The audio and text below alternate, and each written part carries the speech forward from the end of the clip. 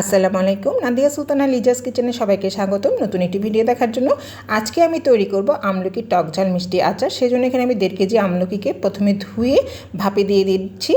তো আপনারা ঠিক এভাবেই করবেন। এই আচারটি কিন্তু খেতে কিন্তু খুবই মজা। শীতকালে কিন্তু আমাদের দেশে কিন্তু আমলকিটা খুব বেশি পাওয়া যায়, দামটাও কম হয়, কিন্তু অন্য সময় সিজনবিহীন যখন আমরা এটা কিনতে যাই অনেক চড়া দামে এটাকে আমাদের কিনতে হয়। কিছু কথা বলছি এটি ভাপে দিতে দিতে।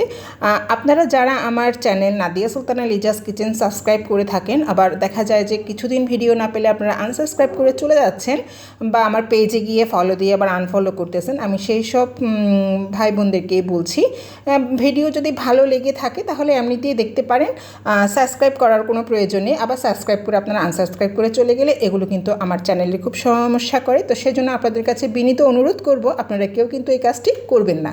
তো দেখতেই পাচ্ছেন আমি আস্তে আস্তে সবগুলো 1.5 কেজি আমলকিকে ভালোভাবে সিদ্ধ করে নিচ্ছি। আমলকি সিদ্ধ হলো কি না সেটি বোঝার জন্য তখনই আপনারা বুঝতে পারবেন যখনই দেখবেন আমলকিটা ফেটে গিয়েছে বা চামচ দিয়ে চাপ দিলে একদম গলে যাচ্ছে।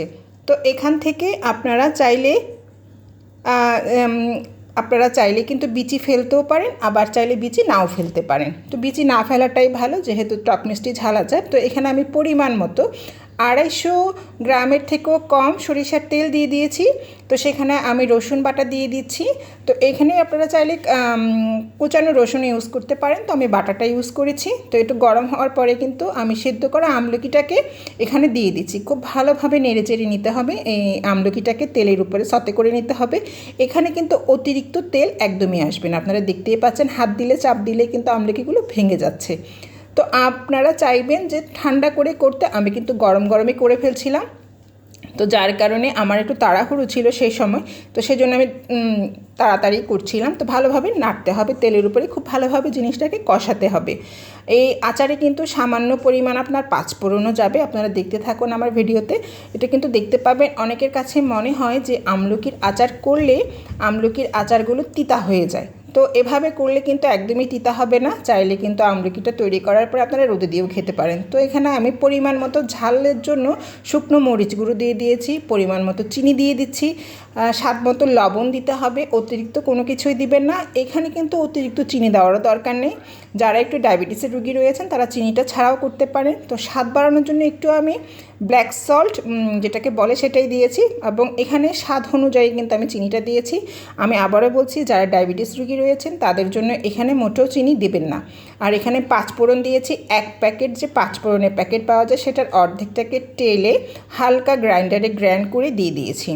একেবারে পাউডারও না, একদম গোটা গোটাও না, আড়া ভাঙ্গা যেটাকে বলা হয় সেভাবে। তো এবার আমি খুব ভালোভাবে নেড়েচেড়ে নিচ্ছি। এভাবে নাড়তে নাড়তে দেখতে পাবেন আমলকিটা কষে আরও একদম নরম নরম হয়ে যাবে, আর চিনিটাও গলে রসালো হয়ে যাবে। তো যখনই এটা হয়ে আসবে তখন কিন্তু বুঝতেই পারবেন যে আচারটা হয়ে গিয়েছে। তো স্বাদটা আরেকটু বাড়ার জন্য আমি একটু গোটা শুকনা মরিচও এখানে অ্যাড করছি। এখানে কিন্তু আপনারা চাইলে একটু গরম মশলা, দারচিনির টুকরো, এলাচ এগুলোও দিতে পারেন, যে যার টেস্ট অনুযায়ী দিবেন। কেউ যদি একটু বেশি ঝাল খেতে চান তো মরিচের গুঁড়োটা একটু বাড়িয়ে দেবেন, আর কেউ যদি দিতে চান যে এখানে কাঁচামরিচ সেটাও দিতে পারবেন। তো এখানে আমি কিন্তু এবার কিন্তু একটু পাঁচফোড়ন, গোটা 1 চামচ পরিমাণ গোটা পাঁচফোড়নটাও দিয়ে দিলাম। আমি একটু আচারে গোটা পাঁচফোড়ন দিতে পছন্দ করি, সেটা কিন্তু যখনই আপনি খাবেন তখনই কিন্তু এটা কিন্তু মুখে লাগবে।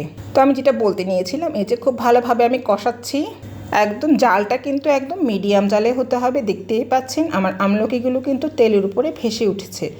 এই আচারে আমি আবারও বলছি, তেল কিন্তু অতিরিক্ত পরিমাণ যাবে না। যেমন আমরা আমের আচার করার সময় প্রচুর পরিমাণ তেল দিয়ে থাকি, জলপাই আচার করতে কিন্তু অনেকে আমরা তেল অনেকটা ইউজ করে থাকি। তো আমলকির আচারে অতটা তেল যাবে না, মাখো মাখো যে জিনিসটা হয় অতটুকু পরিমাণে তেলটা আমাদের এখানে আসবে। তো আমলকির আচার হতে কিন্তু প্রায় ঘন্টাখানেক সময় লাগে, মৃদু আছে, আস্তে আস্তে হবে, যাতে ভেতরে জিনিসটা যাতে চিনিটা যেন ঢুকে। তো দেখতেই পাচ্ছেন আমার আচারটা কিন্তু প্রায় হয়ে এসেছে।